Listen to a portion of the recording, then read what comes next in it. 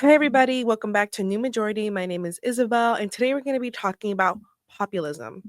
So, I'm sure you guys have all probably seen this phrase somewhere in the news, and I know I had no idea what it was until I started taking my political science class. So, let's work with first an analogy. So, I'm not very rich. I don't have an iPad, I don't have a MacBook, and let's suppose I also don't have a phone, I only have a flip phone. And, I'm walking through campus, I'm walking all my classes and I see my peers, they all have laptops and iPads and, I feel really left behind because I have to go to the library to print out my lectures and I have to go to the library to look at my online textbook. I don't have the luxury of doing that in my room. And so I start to notice that these people with iPads and iPhones and laptops, they all have much higher scores than I do. And, they don't have to struggle or anything like that. And so I start thinking to myself, I'm going to do something about this. I want to rise to power and do something about this. So what I'm going to do is I'm going to get back to other students that are similar to me and don't have iPads and don't have iPhones and don't have technology. And I'm going to say, we need to outlaw this. And so what I'm going to do is I'm going to get everyone together, the common folk, the people that don't have these resources, and I'm going to say we need to band together and outlaw these iPads. And so this type of rhetoric would create the sentiment that we're all in agreement together to undertake this ruling elite. So essentially, populism has two different aspects to it. It's the political rhetoric and it's the goal. So the political rhetoric is essentially the populace saying, we, the people, are against these parasitic elite who seek to undermine our rightful sovereignty. And essentially, the governing class, the elite, is self-serving and is undeserving of its advantaged position. And so the goal of this would be to replace the corruption with political order that puts everyone back in their place. And the government would be more faithful to the people's longings and aspirations. And so, where do we see this in history, or where have we seen this in history? So, let's think about Adolf Hitler. Through his rise to Nazism, one of the things that he really wanted to convey to the people in Germany was that people need to be in a family. The white woman with the blonde hair, with the male with blonde hair need to procreate and create kids because this is what Germany looked like before the Jews came. Germany looked like this cohesive Aryan family, and this is all that Germany ever was. But obviously that wasn't true. That wasn't what happened, or that wasn't the reality of what Germany really was. And so, by creating this harmful rhetoric of it's us, the seemingly minority against these elite, rich, or privileged people that don't deserve it, you're creating this sentiment of resentment. And so obviously Hitler was an authoritarian, and much of the time populists end up being authoritarian, like Fidel Castro and Che Guevara and Maduro and Hugo Chavez, right? And so the sentiment that they carry on once they do, have this populist platform that then leads to an authoritarian regime is only I represent the people. They undermine the courts and legislatures that check their power. They attack the media as enemies of the people. They change electoral laws or constitutions to stay in office, and they have anti-institutional attitudes. So think of like education as an institution and healthcare as an institution. And so it forms a critical framing of a power grab.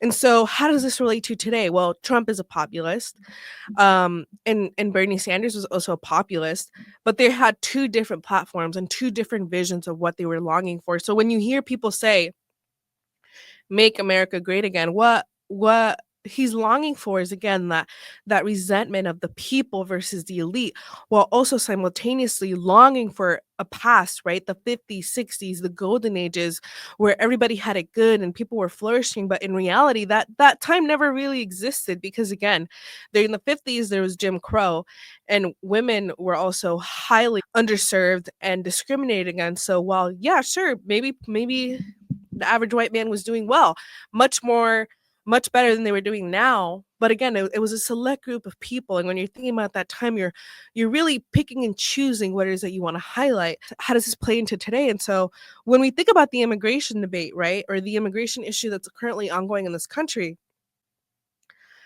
this reason that he's taking away these migrants and sending them to this prison in El Salvador is because he knows what's best for the American people. He knows what's truly going on. But did you know that 75% of Latinos that are being taken to the El Salvadorian prison have never committed a crime? Right now, we're going through a human rights crisis, and invoking the Aliens and Enemies Act. This is a law that happened late 1700s and then got changed in the late 1800s, and certain aspects of this law was ultimately outlawed. And so when you think about where we are right now, it's scary. I think anything that we're imposing that happened during the early 1800s is insane to think that should be applicable now, given that um, slavery wasn't abolished until the mid 1800s. So I think right now what we really need to do is pay attention to what's going on, pay attention to how it's being said, and pay attention to, again, the things that authoritarians do: attacking the media, calling it fake news, changing laws or constitutional rights, like abandoning judges' orders, or saying that you're going to run for a third term, or even entertaining the idea of a third term, right? But I think what's even more dangerous than the person saying it is people defending it, right? Because we're seeing people say, yes, I want Trump to be my dictator. He knows what the people want. He's what America needs. He's what we need forever.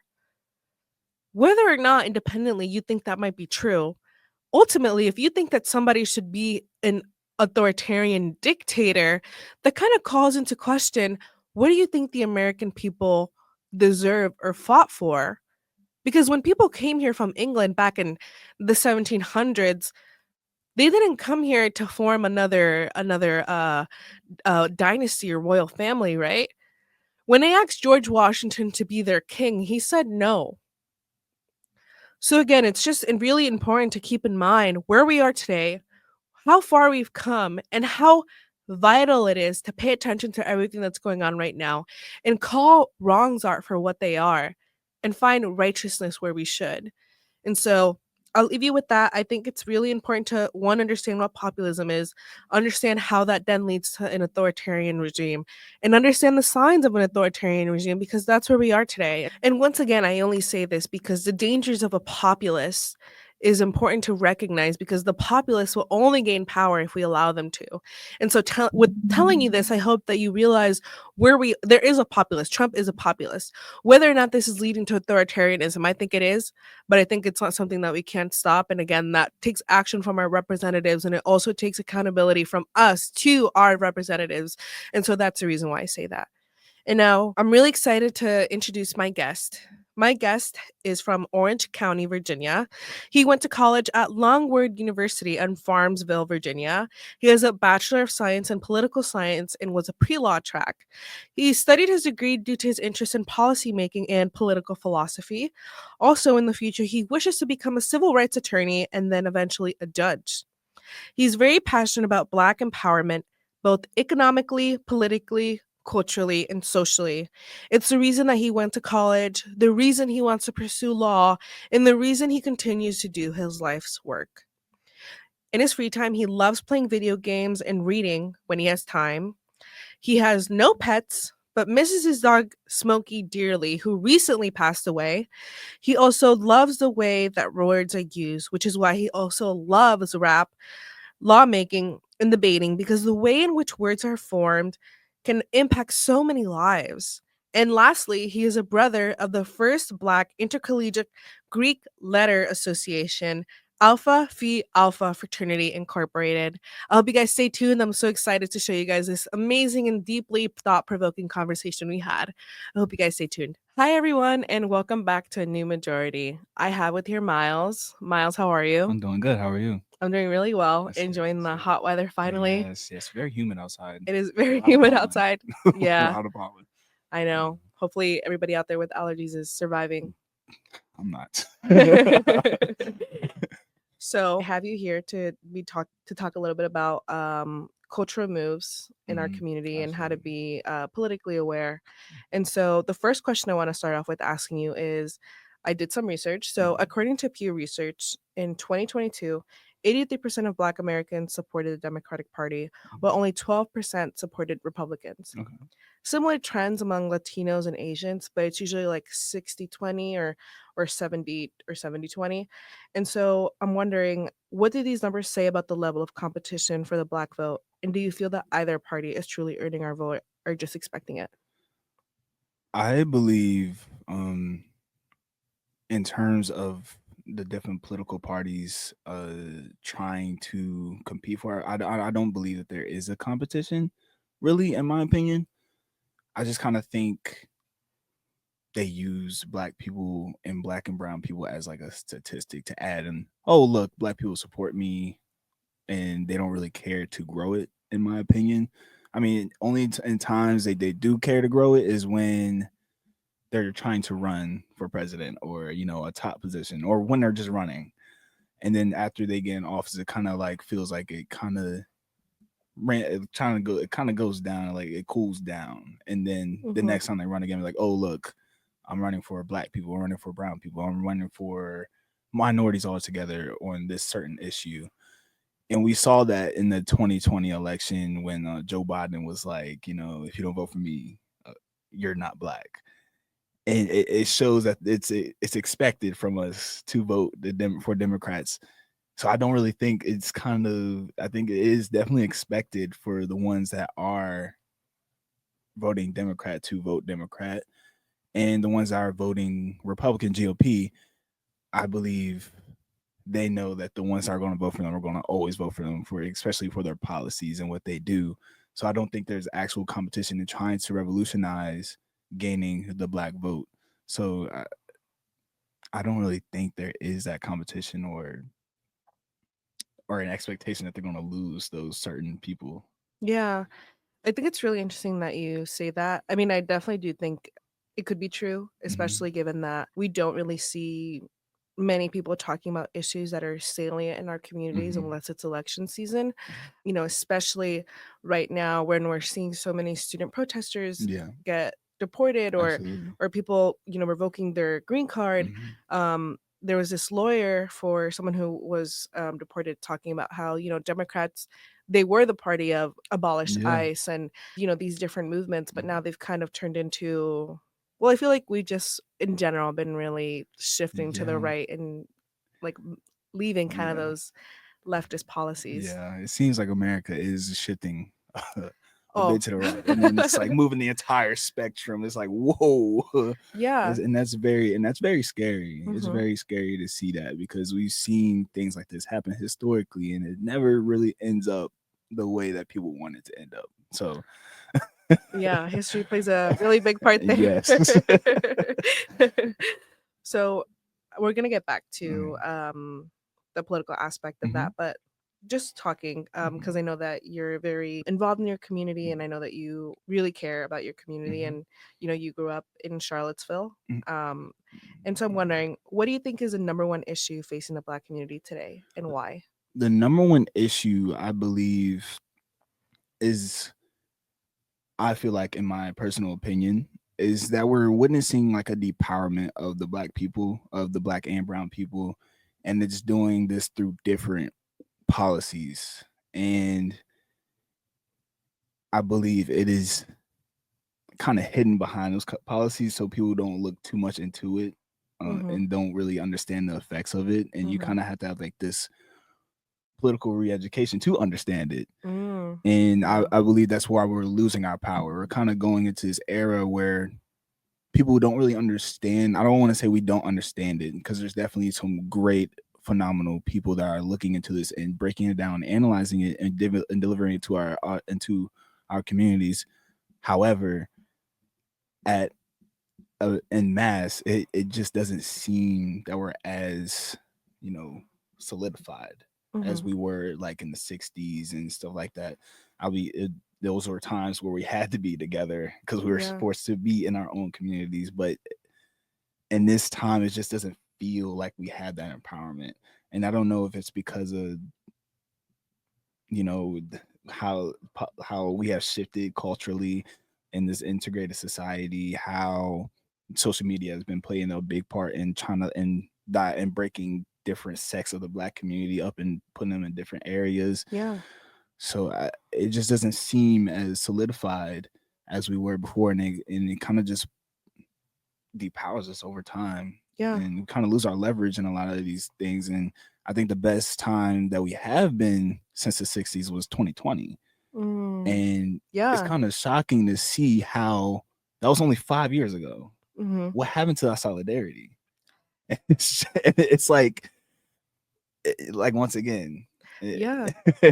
No, I think like during 2020, I just remember feeling like, oh my God, like things are gonna change. Yeah. Because it wasn't just people of color that were, urging people to listen. It was white people, and I think that was really important too, to making sure that people were understanding what was going on. So, what role do you think education plays in that depowerment?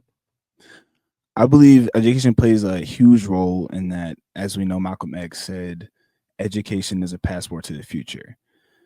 And you see that, and they understand that, the people that are trying to remove that from us. Yeah. And those people are using policies like banning critical race theory, making it a leftist and this enemy to America. And once they did that, they made critical race theory an enemy to America. Now they made DI an enemy to America. Yeah. So they're making them an enemy, so they're able to remove it. But in reality, they're really removing the education and the tools that you need to continue to stop an oppressive power to oppress you. Yeah.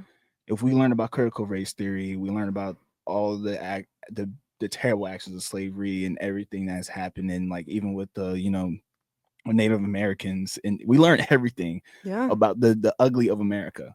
And you need to understand that in order for America to progress. Yeah. So once you remove that critical race theory, you no longer have the education of like, hey, like what happened in American history. Like, seems like America's always been good. Yeah. And then you go into DEI, which is also to help support, those educational lessons about the history of America. You make them an enemy, take that out, and now America's all a good place. You don't need to change it.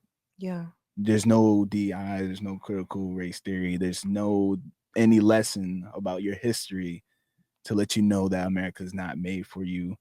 America needs to be, there's these institutions that are made against you. Yeah.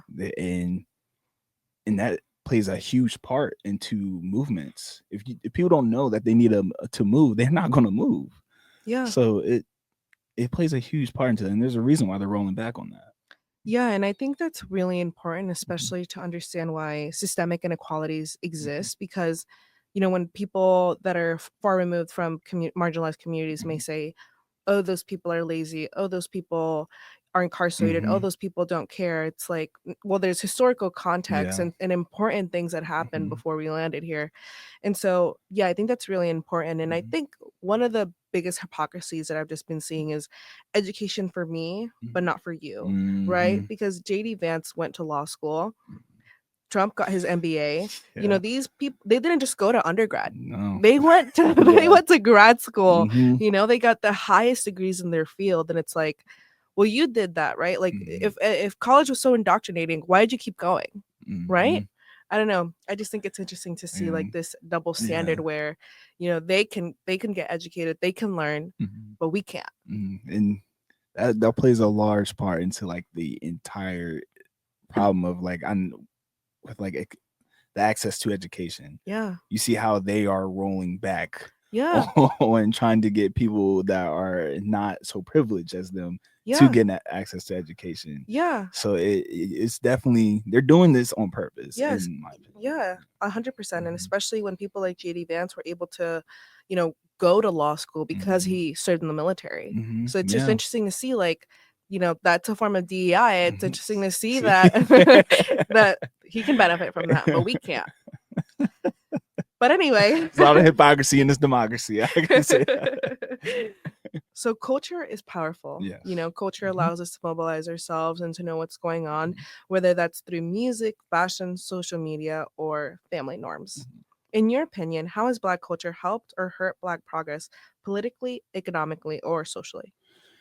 I would say Black culture comes from the struggle of Black people, Mm-hmm. and that can be a good and a bad thing. And I think it's good to that it comes from that because we'll never forget where we came from. Yeah. Everything is rooted where our ancestors were in America, Mm-hmm. and we have built beautiful monuments out of that. Yeah. Like a rose in the rough. We came out of that cement, and that is beautiful. Those things that we hold near and dear to our hearts will always make us feel powerful in what we do as Black and brown people. However, they're still concrete. There is still that rough place and those things that we still have to address in our community. And those ugly parts, I don't want to say ugly, just those things that we just have to grow out of. Yeah. And I love rap music. Yeah. I absolutely love it. But I don't know if you're on like TikTok, this YN culture. Oh, yeah. I don't, Yeah. I don't, I know it's like funny, but like in general, like it's actual, it it adds to this Black on Black violence. Yeah. They're marketing Black on Black violence. Mm-hmm. They always have Black violence in general, Black death. So, and that's part of like our culture in that struggle because Black death is so like people are so desensitized to Black death. Yeah. When a Black man or Black woman or a Black person gets gunned down by a cop, it's a part of like the daily news. Yeah. And the only time that it makes national or global news is when it's recorded. Mm-hmm. So Yeah. like, and they do that on purpose Yeah. because it gets views. They're marketing Black death. And when you go to a rap industry, the rappers that are making a lot of money or are popular talk about killing other Black people. And that's a part of the culture that I feel like we really do need to grow out of. Yes, Mm. that's where they came from. That's the Black struggle. But how much do we have to talk about Black death when you have been removed from that Black struggle? A lot of these Mm. artists are like 50 years old or 40 years old. Don't even sell drugs or gang bang or stuff like that, and Yeah. they're still talking about it. Yeah. We have to grow out of that, and I think there's other ways we can address struggles. And shout out to Kendrick Lamar. I love Kendrick Lamar. Me too. He So amazing. absolutely phenomenal artist. Yeah. He with Miss Morale and the Big Steppers, he did something revolutionary to the black to rap. And I think those are things where we see the culture growing. And I think we are seeing more out like, with Tyler the Creator being more vulnerable on his albums. Yeah. You see all these rappers and artists being more vulnerable. And I think we are growing, but there's Yeah. still that side of our culture where it's like Black death is a part of it and it has to be a part of it. And when it doesn't. Yeah. So, and there's more out in our culture that, like hyper Black masculinity. Mm. And, with like if Black community, we're not so open to LGBTQ plus, Yeah. which is kind of like hypocritical in their struggle. Yeah. So it's like, and it's not even just conservative Black people. It's also Black people are like liberation for Black people, and they'd be like, no, you can't be LGBTQ plus. Yeah. Well, why can't they? They're Black too. Black liberation means liberation to all Black people. Yeah. So there's a lot of parts of our culture that is just not, that isn't the best for us, but there's also those things that make it very beautiful. Yeah. And our culture isn't set in stone. Mm-hmm. It's something that continuously evolves. Mm-hmm. It's supposed to evolve because any culture that stays where it is, it will die in the future. Yeah. Yeah, and thank you for that. I love Tyler the Creator, Yeah. but J. Cole too. I Oh, feel absolutely, like yes. so amazing. And I forgot the name of the song, but he's talking about like you're not even safe even when the president plays your music. Mm-hmm. I thought it was like such a Yeah. powerful song. I love listening to that song. Yeah. And artists like Steve Lacy, who's kind of also going into Yes. that, indie vulnerable Yeah. space, talking about sexuality. And Mm-hmm. also, there's this trend on TikTok Yeah. that I don't know if you guys know, and maybe I'm just like on the wrong side of TikTok, but it's like this Yes King trend. And like, the Oh my goodness. but like I think it's interesting seeing like people not be like homophobic about it. You know Yeah, what I mean? Like I absolutely. know it's like super inappropriate and like Yeah. but super funny Yeah. because I find it to be so hilarious. Yeah. And like the comment section people would be like this is diabolical or Yeah. but it's in a joke, right? Because like I Yeah. think in our community we're kind of like yeah this is really funny and you know Yeah. I absolutely love like the LGBT plus like going into the rap game right now, especially with Lil Nas X Mhm. doing their thing. Yeah. Tyler Creator, like with Chromacopia, he had that one bar about his pronouns, and I was like, "That's a tough bar. That's Yeah. a real tough bar." And Mhm. especially the black women of rap right now, they were dominating for a while Mhm. until Yeah. Kendrick decided to step in and just with this whole beef and stuff. So honestly, like I see our culture growing. Yeah. Honestly, it really is growing, and with our, what these artists are doing.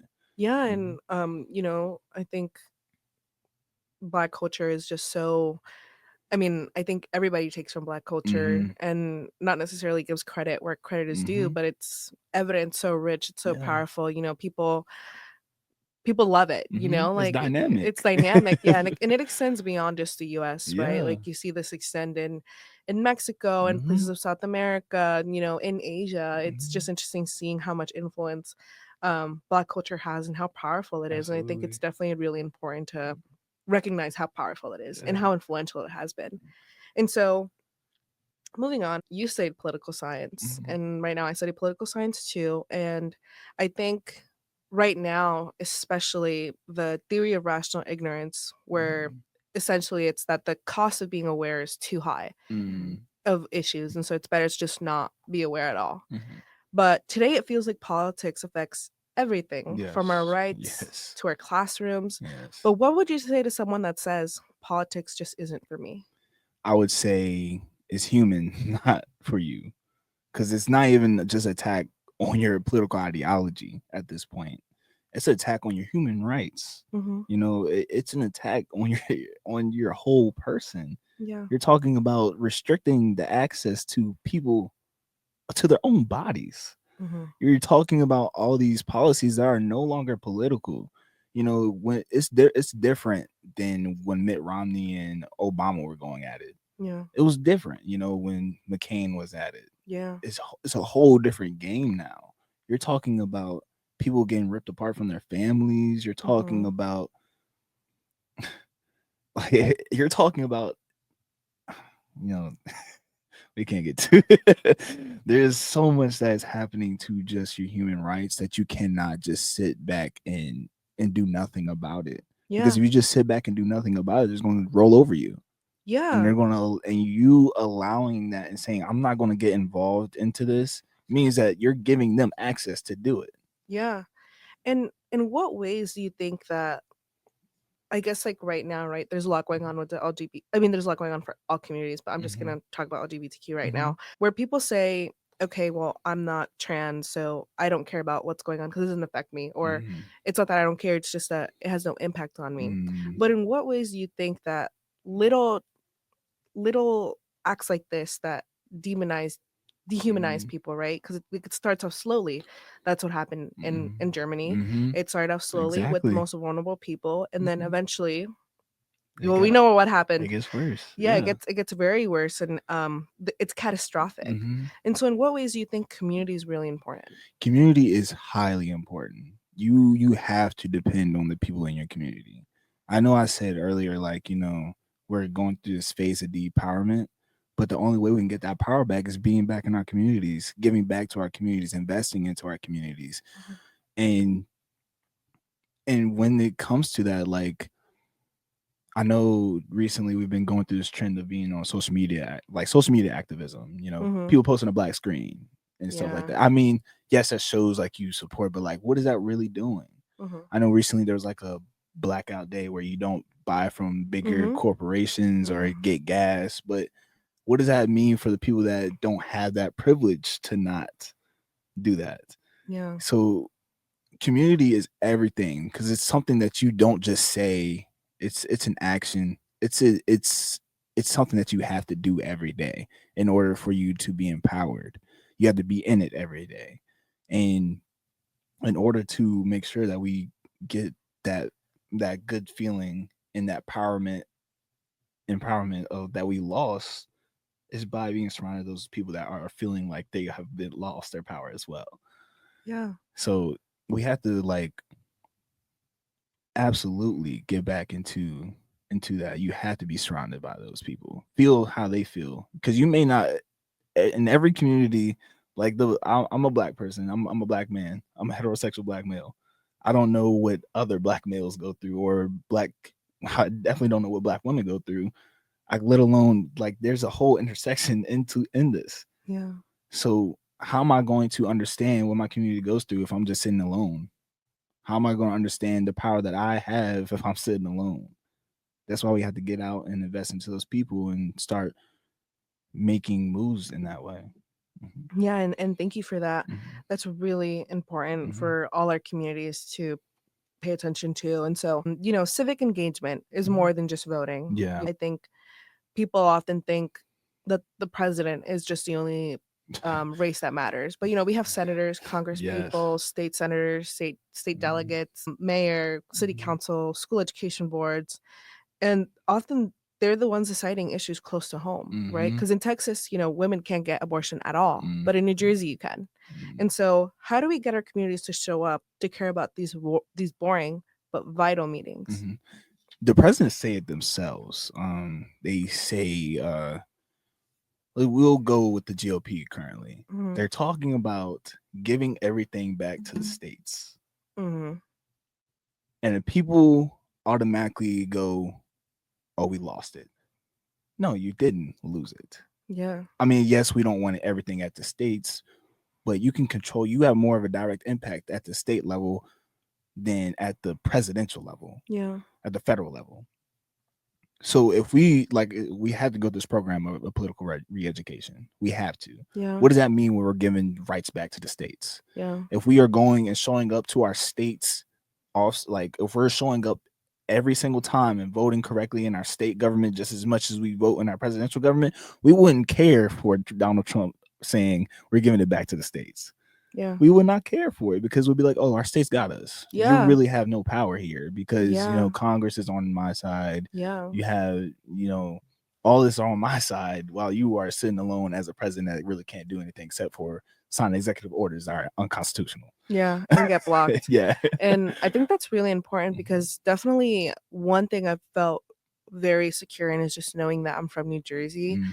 And I know that our government there has Mhm.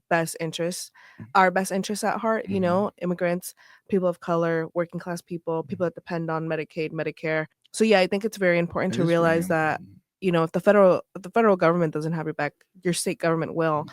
We're even seeing that in New York with the governor protecting Yeah. that doctor from being Mhm. extradited to Louisiana, I think it Mhm. was. And so, yeah, we have a lot of power. Yeah. And definitely putting pressure on your elected Mhm. representatives because they are elected representatives. They're not just appointed.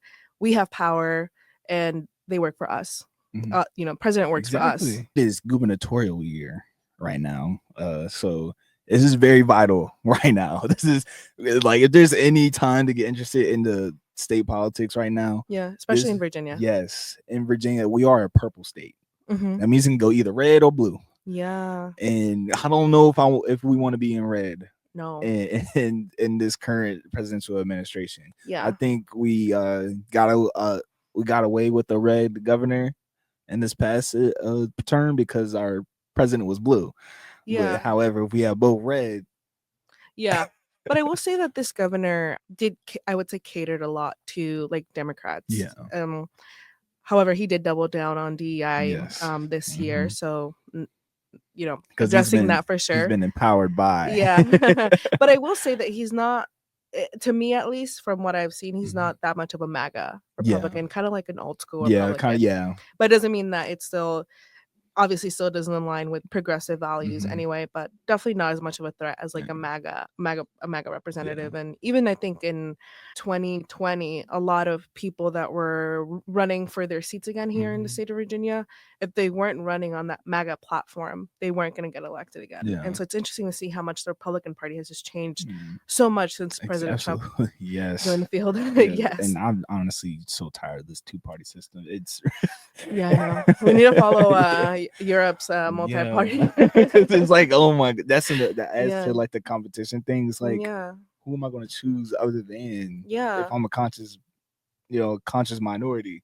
Who else am I going to choose other than? And they know that. I totally agree. We definitely need options, and I guess part of this podcast is also kind of reinvigorating that a new majority. We need a new party, and so talking about civic engagement and policies affecting marginalized communities.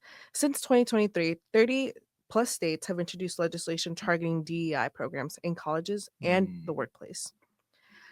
What does this backlash against DEI say to you about where we stand in society as people of color? I see this as, because I believe that minorities saw DI as a victory. It is a victory. It came out of the civil rights era. There was any policies that came out of the civil rights era was seen as a victory for for class, for race, for sex. It was a victory. And to see a rollback on that means they're taking away our W's. And when you take away your W's, we go back to losing. And it just said, and also with that, it shows how much power we have lost in that, because if someone else is able to just take it away, is it really freedom? Is it really prosperity? If someone can just take it away at any moment, what does that mean to us? So looking into it, it just shows like this trend of America going through this far right path. And it kind of just slipped in that direction. I think it is scary that they are targeting and demonizing it. Like you said, they're demonizing it. They're doing it on purpose to make it easier to pass politically, making things politically expedient. So I think it's just a part of this entire shift of going to the right, and also a larger message of our rights are up for negotiation. Where we are at our current workplace at college universities is up for negotiation. And I think it's very interesting to see how they've turned DEI into unqualified, because I think they've changed like DEI like as being a good thing into saying you're a DEI hire, kind of like how people were saying, oh, like you only got into affirmative action, kind of like dehumanizing and diminishing our accomplishments. And we even saw I believe it was a senator call Kamala Harris a DEI hire, and like it's just so stupid because she was an elected official. Like no one hired her. The American people hired her because of her values, her morals, her stances, but she had to earn that. And again, like it's this common ignorance that people don't realize that people of color have to work so much harder than their white counterparts, because we have to prove ourselves in ways that they don't have to. So on that note, I want to talk a little bit about January 6th. So on January 6th, we saw militias, white supremacist groups, and conspiracy theorists storm the U.S. Capitol. And they all got pardoned, even though police officers died that day. Government property was damaged. And we know that this would never have happened had it been people of color on those steps. But what does this moment reveal to you about America's inability or unwillingness to call out white supremacy? It's showing that white supremacy is a part of American culture. I know this probably might be a revolutionary take or however it may be, but white supremacy has always been at the root of American politics, American economy, American Yeah. culture, anything American, there is some type of white supremacy within it. Yeah. I mean, literally the nation was built on white supremacy with Yeah. slavery, and so what this says about to us is like, what is good? Like, what is good for America? What is our moral compass right now? And this is a critical time in seeing where our moral compass is. We're saying that DEI is terrible. We're saying that critical race theory is terrible. It's an enemy now, but we're going to say people that went against our own government, our own democracy, are good. They're good people. What does that say to Americans? It says a lot. It's a Yeah. dog whistle. It's a very loud dog whistle that humans can hear too. Yeah. So it's you're showing that you no longer care about your democracy Mm-hmm. because your white supremacy has been threatened. Yeah. And that just shows you how much white supremacy just is in every institution. Yeah. And it's very scary Yeah. because historically it's been a lot of policies about trying to erode white supremacy from making all the decision making a true democracy. Yeah. And every time they have implemented a policy to build up to this moment, there is a loophole. You can even talk about the 13th Amendment. There's a loophole in that 13th Amendment that allows involuntary servitude in prisons. And then once you see that happen, you see the prison population grow in Black and brown people. Mm-hmm. So white supremacy still continued. And with that, it just shows how much they're trying to keep it alive and well. Yeah. So I think it just shows the true colors of America, in my opinion. Yeah, and I think it's really important that you mentioned the, loopholes and, Mhm. every time there's been some type of way of including or enfranchising many Americans, there's always been As pushback. always, yes. Post civil rights, Mhm. the famous segregation today, segregation tomorrow, Mhm. segregation forever. And, I don't know if this politician's still alive, but probably didn't die that long ago, Yeah. So it's just interesting to see like where we're at and how much that plays into today because we see it in 2020, I think was when South Carolina, or actually no, 2017 was when South Carolina had taken down the Confederate flag from their state capital, and places, I think you've told me like in Charlottesville, there's this huge Confederate flag. Yeah. It's actually coming from from Farmville into, I don't know what direction, but there's Yeah. like because Farmville is close to Appomattox, Yeah. where Civil War ended. So there's like Yeah. 3 like on that like highway between Farmville and Appomattox. Yeah. There's like 3 huge, Yeah. huge Yeah. flags. I've never seen that much. Yeah. And as a matter of fact, yesterday, I was coming from Orange to Gordonsville. There was a Confederate Heritage Month banner. Wow. So Yeah. And yeah. yeah, it's crazy, I think, also for people to call themselves like, I'm a proud American, but like still hold up this What I'm flag, saying. and I think it's so interesting how people will always say like, oh, it's Southern pride. Like, what are No. you talking about? What was It a war makes about? Like, it's like what are you- even in that aspect, like when I was a kid, I always tried to understand because I was surrounded by it. And if you look at it historically, the Southern flag doesn't even support blue collar white men or blue collar white people. Mhm. It supported slave owning white people. Yeah. So, and those slave owning white people did not care for Anybody else? Yeah. but except for their money. Mhm. So, if you are a blue collar white person holding that flag, you're holding the flag that's against you. Yeah, and they all basically, that's I think the common community that's holding on to this heritage and holding on to this ideology, and it's interesting. I think a It's lot of very it just comes interesting. from being historically illiterate and the education and all that, but We'll be here all day. We'll be here all day. So before January 6th, there was Charlottesville, and neo-Nazis and white supremacists marched with torches, and one counter-protester was killed. Then President Trump had said there were very fine people on both sides. And I know you were in Charlottesville during that time. You said you were in high school. And so what does this message send about who this country protects and who it doesn't protect? It definitely during this era of politics, we have seen a lot, like with white, like we talked about this with white supremacy. It's being protected because it's something that is so root to Yeah. America.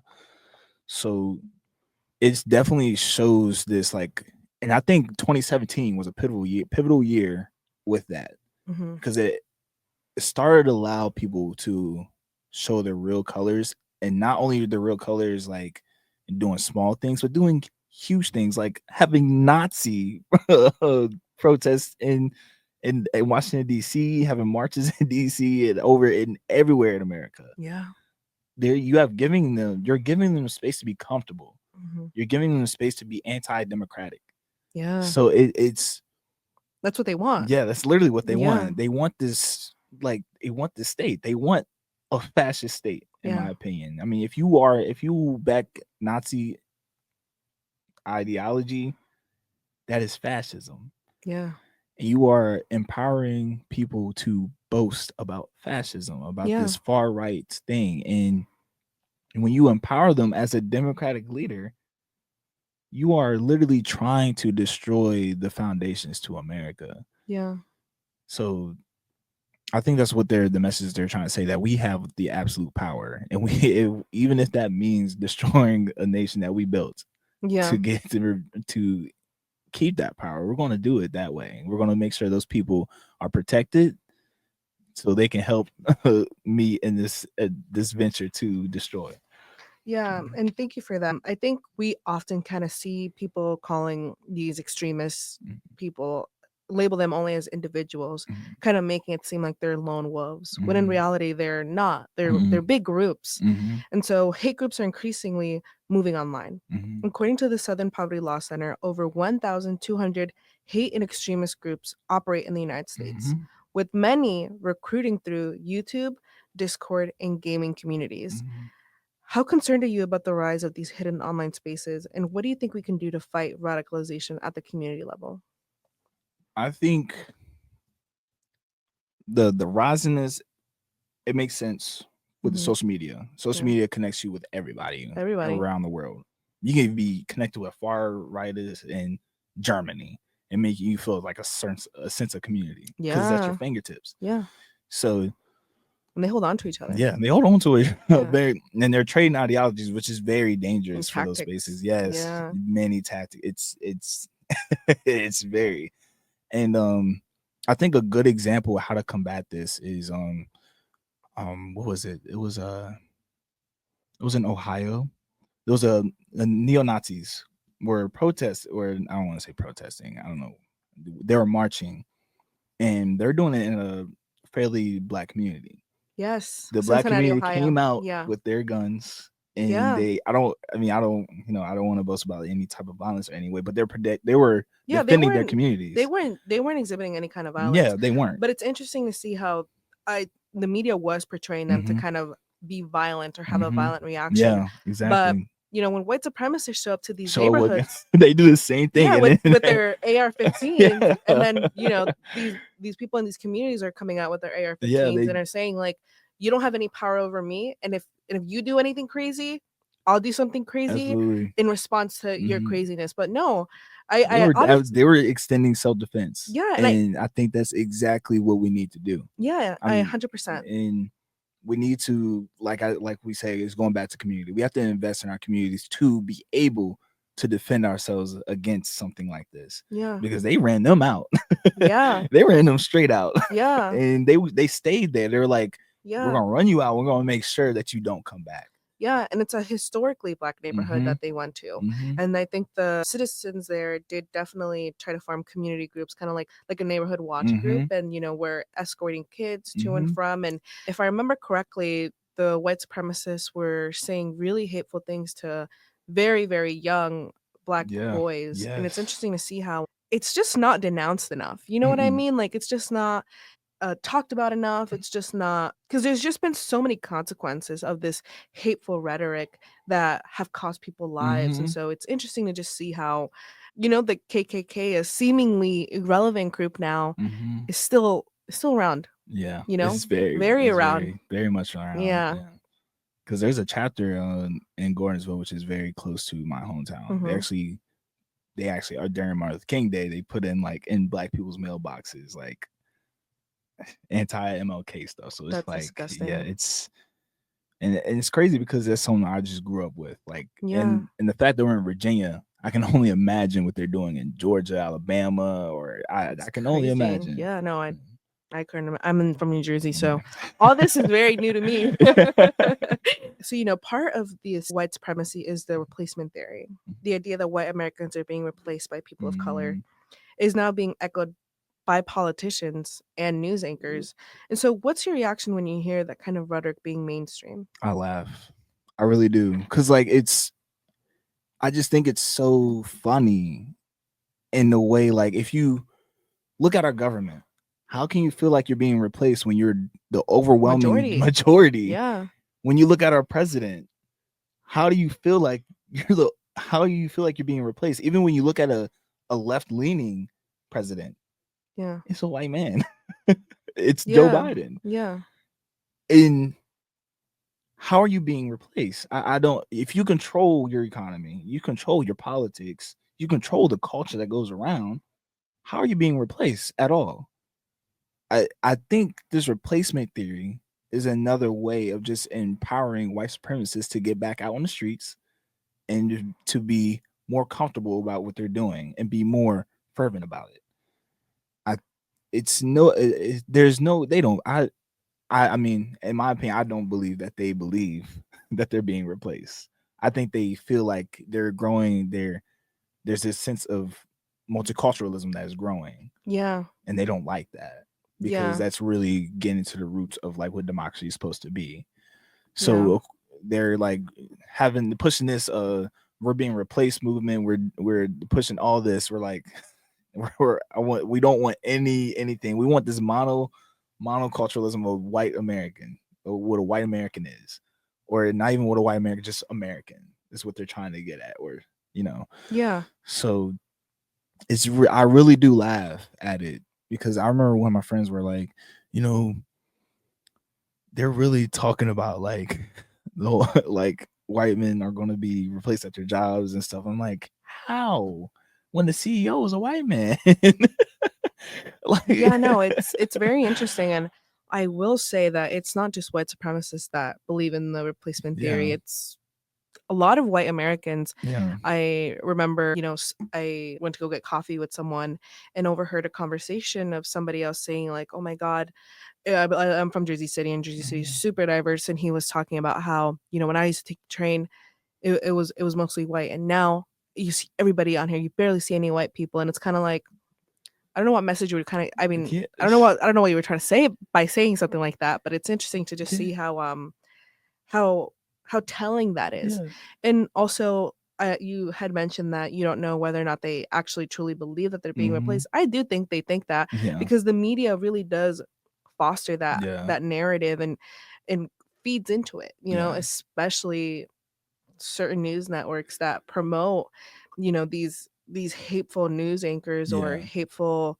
ideologies, or even like podcasts that kind of like cater to harboring that yeah. white supremacist ideology. I think it's a Be- very interesting. It's kind of yeah. it's kind of too normalized right now, and so I don't know. It's It's definitely a part of this like this GOP movement of like they're trying to they push all this like I think it's one of those tactics that they use Mhm, to camera hide what they're actually doing. mhm. Like, oh, we're being replaced, you know, attack this, attack that, there's people coming over the borders like trying to kill your family Yeah, even and the stuff. dogs and cats. Yeah, eating dogs and cats. It's a part of this whole thing to keep people distracted from the actual things that they're doing. Yeah, And also allows them to do policies that hurt their own constituents yeah, through saying that, like, yeah, you know, like, oh, only black and brown and trans people benefit from DEI.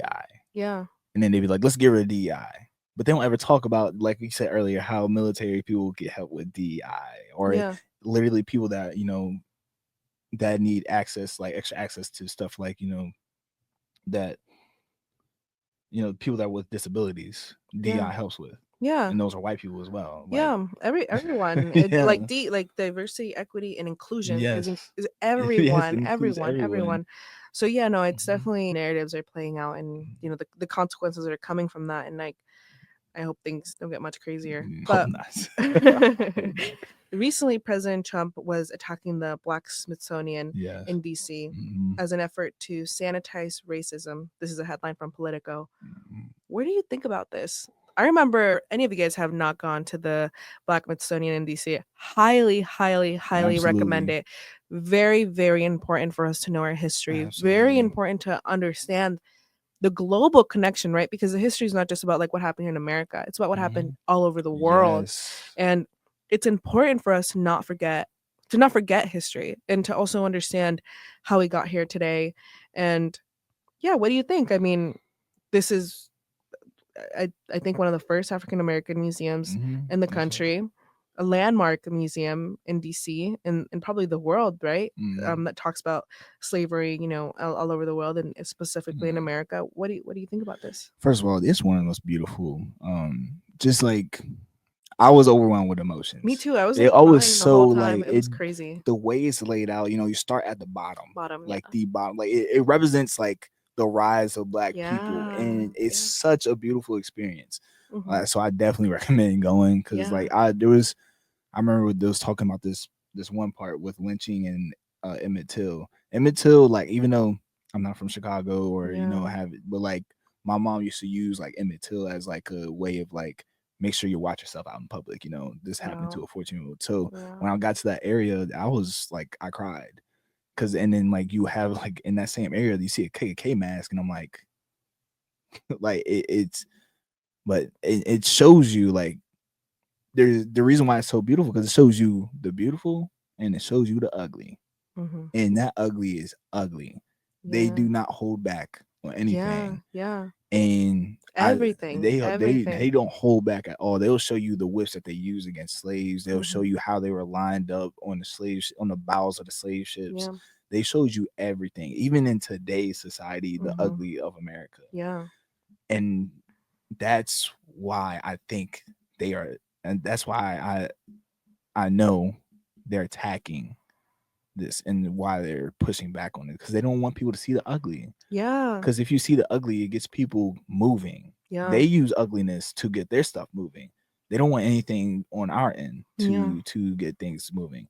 They like we said earlier, they use a whole lot of things. They paint beautiful aspects of our community ugly so they can get people moving. And theirs is based on falsehoods. Yeah. This. Ours is based on truth. Yeah. So if we have ugly that is based on truth and we're moving on it, no one can stop that movement because we know it's true. It's something that we can see on a day to day, on a Hmm. day to day. Yeah. So they're removing that because they don't want any type of grounds of anything that's anti-American Yeah. or anything that would push anti-prog. You Yeah. know what I'm talking about. Yeah. So it's something that will hinder their power in the future because of people just simply knowing their history. Yeah. And I think it's just really important just to clarify Mhm. that I don't think acknowledging what happened in the past is anti-American. If anything, Mm-mm, I think it's it's not. very American to Yes, it's recognize the past because I think even though the formation of this country, not everybody was free, not everybody mhm, had that privilege, right? I think in the late 20th century, early 21st century, like a lot of people were holding on to that hope, especially when mhm. President Obama joined into Yeah. office. It was kind of, I wish I would have been like a teenager during that time to like have seen all that, because I feel like part of the American dream, American culture is trying to, be the best that we can and Yes. recognize where we fall short. Mhm. And so, like you said, when we back up these injustices by historical truth, right? Objective Mhm. truth, it's dangerous for them and they don't want to hear it. And Mhm. one of the most impactful things I saw in those museums was they weren't just handcuffing grown men. They weren't Mm-mm. just handcuffing grown Mm-mm. women. They weren't just handcuffing children. They were handcuffing babies. Mhm. So, I think it's important to know our history. It's important to understand what is going on right now. Mhm. The attack on history, the attack on Black people, the attack on everyone, Yes. But again, like, and and I love Martin Luther King. I feel like he had so much Yes. compassion, so much love. Like, I don't know if when people burned down his Mhm. house, he didn't say, I want to kill them. He Yeah. didn't say, turn them in jail. He said, I want to understand where they were coming Mhm. from. And, one of his famous quotes is, an injustice anywhere This is is an justice injustice everywhere. Yes. everywhere. And it's really, Mhm. it's truth. It's Yeah. truth. And I think, people in our communities, we need to understand what's going Yeah. on, fight back, and mobilize Yeah. ourselves. Because also in our history, there's tactics. Mm-hmm. There's tactics literally since we got off the slave ship. Like, and they don't want people to know that, Yeah. because if you know taxes back then, you can evolve them into now. Like, especially with Black Panther Party, Mm-hmm. there is a lot of tactics that they use that we could use today that would help our communities grow, in my opinion. Like literally with Ohio, Yeah. that tactic that they use is literally central to what the Black Panther Party was. Yeah. And now they weren't specifically for having guns and defending their neighborhoods. They were like, we want to improve our neighborhoods with, like, we don't want to invest into Black markets, Black stores, and we want to give free breakfast to our children so Yeah. they have a meal to eat every Yeah. day. Yeah. So in that helped grow the community. That's why it was so powerful at that time. It was like the root to the Black Power movement. Yeah. So they want to get rid of these tactics because we can use these into now. So, Yeah. and they don't want us to know that there's beauty in our tactics and how easy it was to mobilize with those tactics that we had. Yeah. No, that's super, super important. And Mhm. you're bringing up a great point. I thank you so much for coming on. I No think we problem. talked so much. Yeah. We hit a lot of different issues. And so I have one last question for Mhm. you. If you can go back in time, anywhere in time, you could not change the future. You would only Mhm. be an observer. Where Yes. would you go and why? I would go to Africa before colonization. I think there's a lot of history there, not even just like beautiful history, but there's also ugly history that we need to acknowledge as, as Black people of the Black diaspora, especially during the time of, like, I know we talked about this earlier, was Queen Amanaranas. She was like a warrior queen. She fought in battles as a queen and she lost her eye. And she was going to war with the Romans, and she literally won that campaign against them, and no one talks about it. Like, and she was a part of the Kushite Empire. So is these like huge like times in history that we just don't know about simply because of colonization. Like, we know Yeah. Mansa Musa, and the fact that we barely know about Monterenas when she did this great thing is absolutely insane to me. So I would just love to just see how the history was, or how that time period is. Or, I know that's a vast time, it's a huge time, but any time where Mansa Musa was at his peak, or Queen of Monterey was doing her thing. So yeah. Yeah. Yeah. Thank you for that. And Hmm. I think that's super beautiful, like a Yeah. beautiful answer. And yeah, I think colonization ruined a lot of things for Hmm. so many different communities all over the Yes. country, taking Mhm. away language and religion Yes, and whole cultures, whole yeah, religions. yeah. So thank you again for coming on today. Thank you for I having really had me. a great conversation Thank and you. learned a lot. And Mhm. yeah, I hope you guys stay tuned Yes. for the next episode. Thank you guys so much for tuning in.